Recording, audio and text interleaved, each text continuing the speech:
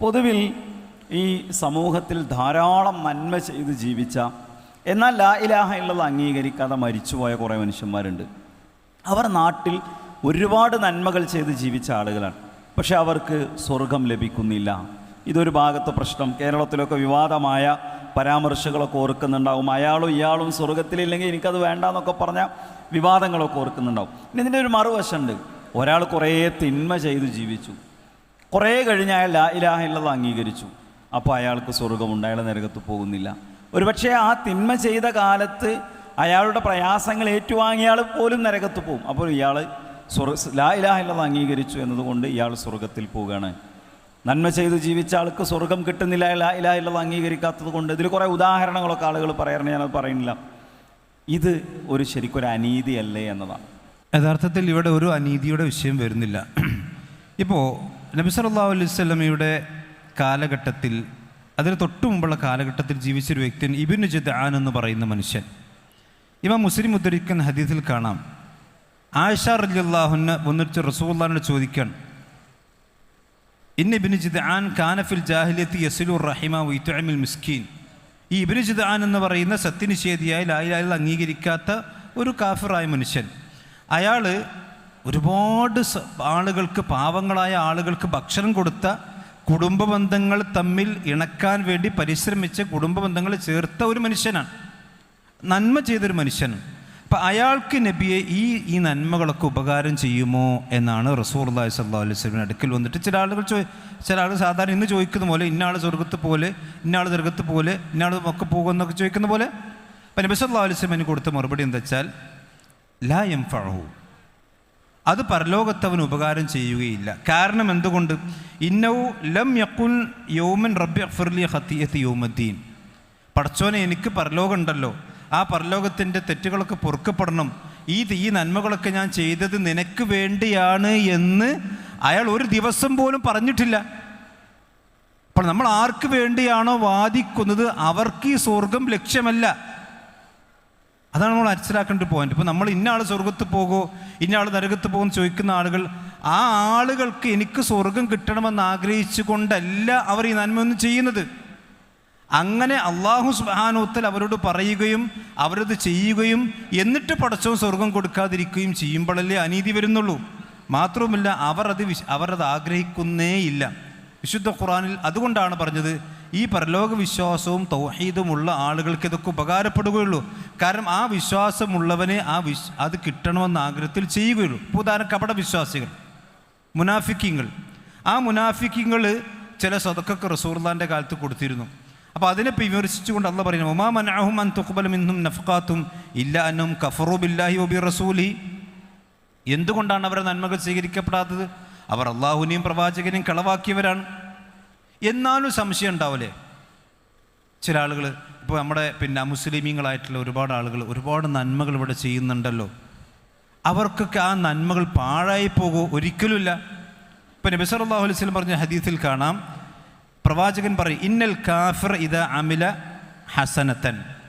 ഒരു കാഫിർ ഒരു നന്മ ചെയ്ത്, നമ്മൾ ശരിക്കും മനസ്സിലാക്കുക, ഒരു കാഫിർ ഒരു നന്മ ചെയ്താൽ അത്അമ ബിഹാ തുഅമത്തൻ മിന ദുനിയ, ദുനിയാവിൽ അവന് ചില വിഭവങ്ങൾ അള്ളാഹു കൊടുക്കുന്ന ആ നന്മ കൊണ്ട്, ഇപ്പം ഒന്നുകിൽ പ്രശസ്തി കൊടുക്കാം, അതിലേക്ക് വലിയ ഉന്നതമായ സ്ഥാനങ്ങൾ കൊടുക്കാം, ഒക്കെ ദുനിയാവിൽ അള്ളാഹു കൊടുക്കണം. ആ നന്മയുടെ ഫലമായിക്കൊണ്ട് ആ കാഫിറിന് അള്ളാഹു സുബ്ഹാനഹു വ തആല ദുനിയാവിൽ ചില വിഭവങ്ങൾ കൊടുക്കും. അപ്പോൾ അവൻ്റെ നന്മ പൂർണ്ണമായിക്കൊണ്ട് നിഷേധിക്കപ്പെടുന്നില്ല. ദുനിയാവിൽ ആ നന്മക്ക് പകരമായിക്കൊണ്ട് അവരുടെ നന്മ അവന് കിട്ടുന്നുണ്ട്. എന്നാൽ വഅമ്മൽ മുഅ്മിൻ, എന്നാൽ വിശ്വാസിയായ മനുഷ്യനാണെങ്കിൽ ഫഇന്നല്ലാഹ യദ്ഖിറു ലഹു ഹസനാതിഹി ഫിൽ ആഖിറ.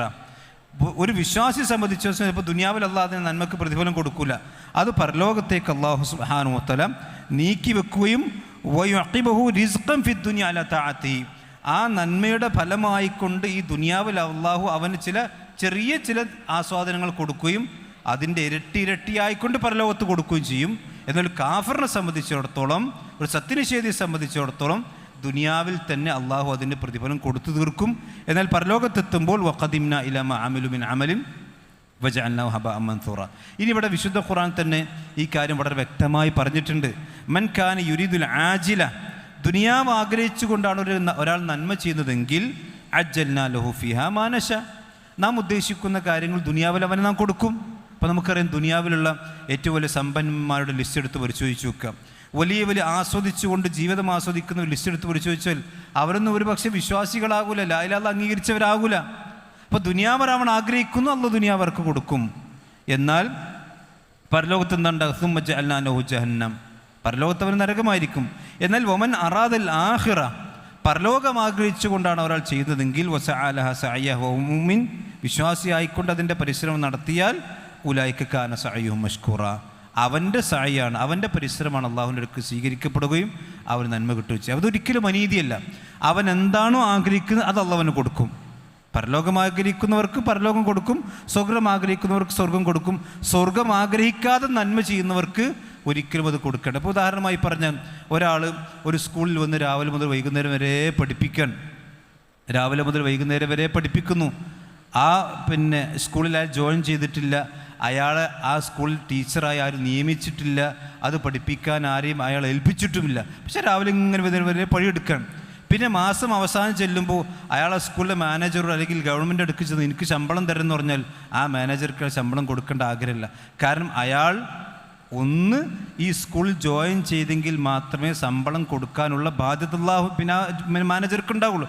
ഇതുപോലെ അള്ളാഹു എന്തിനാണോ അയാളെ പഠിച്ചത്, ഉമാ ഖലഖ്തുൽ ജിന്ന വൽ ഇൻസ ഇല്ലാ ലിയഅ്ബുദൂൻ, തൗഹീദിന് വേണ്ടിയാണ് ആളുകളെ പഠിച്ചത്. ആ തൗഹീദില്ലാതെ എന്ത് നന്മ ചെയ്തിട്ടും ആ അള്ളാഹുവിൻ്റെ അടുക്കൽ സ്വീകരിക്കപ്പെടുകയില്ല.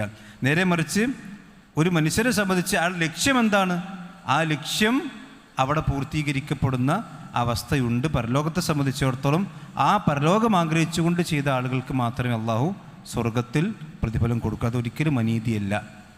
മാത്രമല്ല, ഈ ചോദ്യങ്ങളൊക്കെ പലപ്പോഴും നമുക്കൊരു വലിയൊരു സംഭവമായിട്ട് തോന്നുന്നത്, പഠിച്ച അവിടെ കൃത്യമായൊരു നീതി നടപ്പിലായില്ലെങ്കിലോ ആവില്ലേ എന്നുള്ള ഒരു ആദിയാണ് നമ്മുടെ ഒരു മനസ്സിലുള്ള ഒരു കൺസേൺ. അതാണ്. അതായത് ഇന്ന് ഏതെങ്കിലും വ്യക്തികളുടെ മുഖം നമ്മുടെ മുമ്പിലേക്ക് വരും, അവരോടെങ്ങാനും ഈ നീതിയുടെ ലോകം എന്ന് പറയുന്ന പരലോകത്ത് അനീതി ചെയ്യപ്പെടുമോ, അവർ കുറേ നന്മ ചെയ്തു എന്നിട്ട് അതിനുള്ള ഒരു നീതി നടപ്പിലാകപ്പെടാതെ പോകുമോ?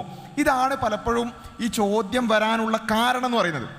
പക്ഷേ നമ്മൾ അടിസ്ഥാനമായിട്ട് മനസ്സിലാക്കേണ്ടത്, നമ്മൾ മനുഷ്യരെന്ന നിലക്ക് നമുക്ക് നന്മ തിന്മകൾ ഒരാളുടെ മൂല്യമളക്കാനുള്ള ഒരു അളവുകോൽ നമ്മുടെ കയ്യിലില്ല.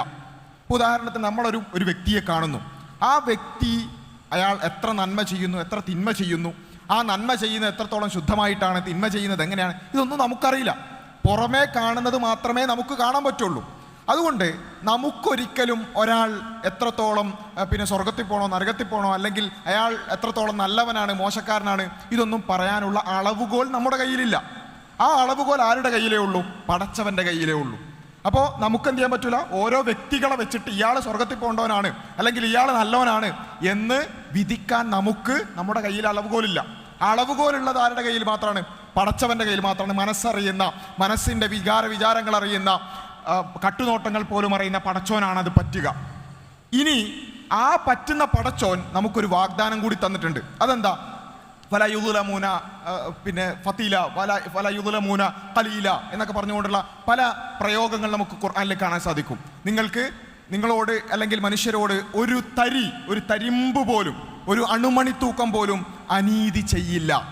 ഇപ്പം രണ്ട് കാര്യങ്ങളുള്ളത്. ഒന്ന്, നമുക്ക് അളക്കാൻ പറ്റൂല, അളക്കാൻ പറ്റുന്നത് പടച്ചോനാണ്.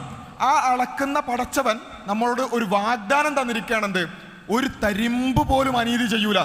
അപ്പോൾ പിന്നെ നമ്മൾ കൺസേൺ ആവണുണ്ടോ? നമുക്ക് അളക്കാൻ പറ്റൂല, അളക്കാൻ പറ്റുന്ന പടച്ചോൻ പറയാണ് ഒരാളോടും ഒരു അനീതിയും ചെയ്യൂല. ഏതുവരെ ചോദിച്ചാൽ, ഈ പരലോകത്ത് നരകത്തിലേക്ക് പോകുന്ന ആളുകളുടെ അവസാനത്തെ വാചകങ്ങൾ പോലും വിശുദ്ധ ഖുർആനിൽ നമുക്ക് കാണാൻ പറ്റും. അവിടെ നരകത്തിൽ ശിക്ഷിക്കപ്പെടുന്ന ആളുകൾ പോലും പറയുന്ന എന്താ അറിയോ? ഞങ്ങളോട് അനീതി ചെയ്തു എന്നല്ല, ഞങ്ങളിത് അർഹിക്കുന്നില്ല എന്നല്ല. നരകത്തിൽ പോകുന്ന ആള് ഞാനിത് അർഹിക്കുന്നല്ല എന്നല്ല പറയാം.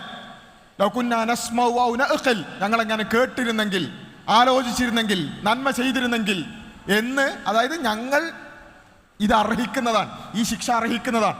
അതെങ്ങാനും എനിക്ക് തിരിച്ചു പോയി കൂടുതൽ ചെയ്യാൻ പറ്റിയിരുന്നെങ്കിൽ, എനിക്ക് പ്രതിഫലം കിട്ടുന്ന അവസ്ഥയിലേക്ക് ആകാൻ പറ്റിയിരുന്നെങ്കിൽ എന്ന് മാത്രമാണ് എന്ത് ചെയ്യുക, നരകത്തിലേക്ക് പോകുന്ന ആൾ പോലും പറയാം. എന്ന് വെച്ചാൽ ശിക്ഷിക്കപ്പെടുന്നുണ്ടെങ്കിൽ, പരലോകത്ത് ഒരാൾ ശിക്ഷിക്കപ്പെടുന്നുണ്ടെങ്കിൽ 100% കൺവിക്ഷനോടുകൂടി 100% ഞാൻ ഇതിന് അർഹയാണ് എന്ന് സ്വയം മനസ്സിലാക്കിക്കൊണ്ടാണ് ഒരാൾ ശിക്ഷിക്കപ്പെടുക. ഇത്രയും നീതി വേറെ ഏതെങ്കിലും ലോകത്ത് നടക്കുമോ? അതായത് ശിക്ഷിക്കപ്പെടുന്ന ആൾ ഉറപ്പിച്ച് പറയുകയാണെന്ത്, ഞാൻ ഇതിന് അർഹനാണ്. അതിനോളം വലിയ നീതിയെക്കുറിച്ച് നമുക്ക് സങ്കല്പിക്കാൻ പറ്റുമോ? അപ്പോൾ അവിടെയാണ് നമ്മൾ മനസ്സിലാക്കേണ്ടത്, നമ്മുടെ കേവലം പുറമേയുള്ള കാഴ്ചകളോ ചിന്തകളോ അല്ല, മറിച്ച് എല്ലാം അറിയുന്ന, നന്മയും തിന്മയും പൂർണ്ണമായി അളക്കാൻ കഴിയുന്ന, അതിൻ്റെ അളവുകോലുകളുള്ള നീതിയുടെ പരിപൂർണത നടപ്പിലാക്കുമെന്ന് പറയുന്ന പടച്ചോൻ ഒരു വാഗ്ദാനം ചെയ്യുന്നു, നിങ്ങളോട് ഒരാളോടും ഒരു അണുമണി തൂക്കം പോലും അനീതി ചെയ്യില്ല എന്നുള്ളത്. അപ്പം നമ്മൾ എന്താ ചെയ്യേണ്ടത്? ആ വാഗ്ദാനത്തിൽ നമ്മൾ അടിയുറച്ച് വിശ്വസിക്കുക. അങ്ങനെ ഒരു കൺസേൺ ആവശ്യമില്ല. പടച്ചോൻ വാഗ്ദാനം തന്നിരിക്കുന്നു, അനീതിയില്ല. പിന്നെ നമുക്ക് പ്രയാസം വേണം, അല്ലെങ്കിൽ കൺസേൺ വേണം. എപ്പോൾ? എന്ത് വിഷയത്തിൽ? നീതി നടപ്പിലാകും. ആ നീതി നടപ്പിലാകുമ്പോൾ പടച്ചോനെ എനിക്ക് പ്രതിഫലം കിട്ടൂലേ, ഞാൻ സ്വർഗത്തിൽ പോകൂലേ, എൻ്റെ കാര്യം എന്താകും എന്നാലോചിച്ച് നമുക്ക് എന്ത് ചെയ്യാം? ബേജാറാകാം. അല്ലാതെ വേറെ ആരെക്കുറിച്ചും ബേജാറാവേണ്ട കാര്യമില്ല. കാരണം പൂർണ്ണമായ നീതി നടപ്പിലാക്കുന്ന പടച്ചവൻ നമുക്ക് വാഗ്ദാനം തന്നിരിക്കുന്നു, ഒരാളോടും ഒരു പടപ്പിനോടും ഒരു അണുമണി തൂക്കം പോലും അനീതി ചെയ്യില്ല എന്നുള്ളത്. ആ വാഗ്ദാനത്തിൽ പൂർണ്ണമായി വിശ്വസിക്കുകയും നമുക്ക് നമ്മുടെ കാര്യത്തിൽ ബേജാറാവുകയും നമ്മൾ കൂടുതൽ നന്മകളിലേക്ക് അടുക്കുകയുമാണ് വേണ്ടത് എന്നുള്ളതാണ് അതിനോട് കൂട്ടിച്ചേർക്കാനുള്ളത്.